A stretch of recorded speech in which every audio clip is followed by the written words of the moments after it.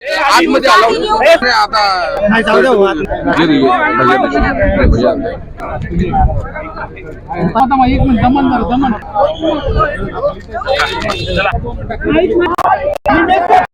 सोलापूरकरांचे मनापासून आभार मानते. प्रत्येक शेतकऱ्याचे, प्रत्येक कामगाराचे, प्रत्येक महिलाचे, प्रत्येक तरुणाचे, प्रत्येक गावकरीचे, मोहोळ, पंढरपूर, मंगळवेढा, अक्कलकोट, दक्षिण, पूर्ण शहर सगळ्यांचे मनापासून आभार मानते की त्यांनी आज हे सगळं श्रेय त्यांना जातं. त्यांच्या सेवेसाठी त्यांनी मला एवढी मोठी संधी दिली.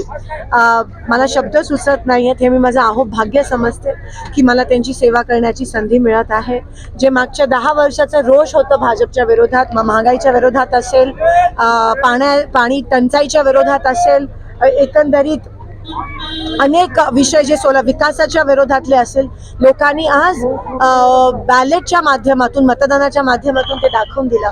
मला एका शेतकऱ्यांनी परवा फोन केला. त्यांनी मला हिंमत, प्रत्येक पावलाला माझ्या लोकांनी मला हिंमत दिली, माझ्या लोकांनी मला धीर दिला. ह्याच्यापेक्षा 100% पूर्ण सोलापूर काँग्रेसमय करणार आहोत. कारण का काँग्रेस हा पक्ष, महाविकास आघाडी हा पक्ष जो आहे तो लोकांचं काम करणारा आहे आणि 100% लोकांची कामं करण्यासाठी आम्ही पूर्णपणे या ठिकाणी प्रतिनिधित्व करणार आहोत आणि ताकद पार्सल बीडला गेलं असं मला त्याबद्दल काही नाही. आता चालू आहे त्या घडामोडी चालू आहेत. एकंदरीत लोकांना एक स्थिर सरकार देणं हे महाविकास आघाडी आणि इंडिया अलायन्सचं ऑफकोर्स अपेक्षा आहे.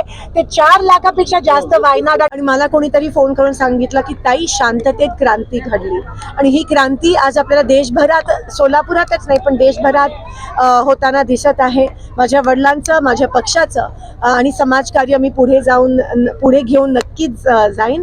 आणि नक्कीच मी जे 5 वचन दिलेलं त्याच्यातलं सर्वात महत्त्वाचं की सोलापुरातली जो दुष्काळग्रस्त सोलापूर आहे, पाण्याचा जो प्रश्न आहे तो मी पहिले प्रथम पूर्ण करीन. त्या कामाला मी आतुरतेने वाट पाहते की मी कामाला कधी लागू.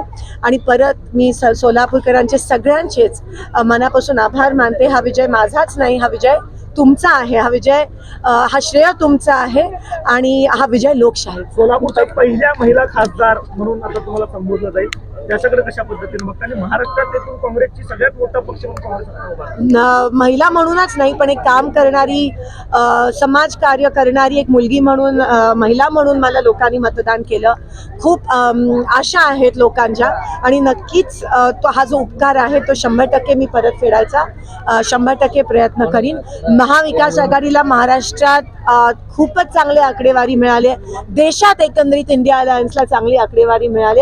लोकांनी दाखवून दिलं खरंच शांततेत क्रांती पूर्ण देशात घडली आहे. विरोधी पक्षाच्या उमेदवाराचं तुम्ही पत्र लिहून उमेदवारी जाहीर झाल्यानंतर अभिनंदन केलेलं होतं. आता तुम्ही स्वतः विजयी झालेला आहात.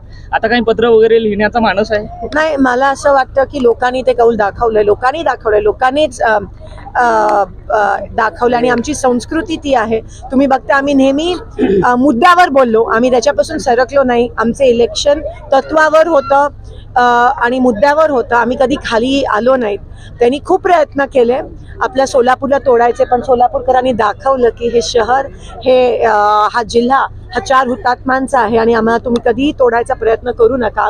जेवढा आम्हाला तोडाल तेवढं आम्ही एकत्रित राहून सर्वधर्म समभाव आणि कामाला आणि लोकशाहीला मतदान करू. सोलापूरकरांनी जो लीड दिला तो लीड अपेक्षित होता का इतका तुम्हाला? 100% अपेक्षेपेक्षा जास्त. नक्कीच खूप काही होते की काटोकी टक्कर होईल, 10,000 20,000 येईल.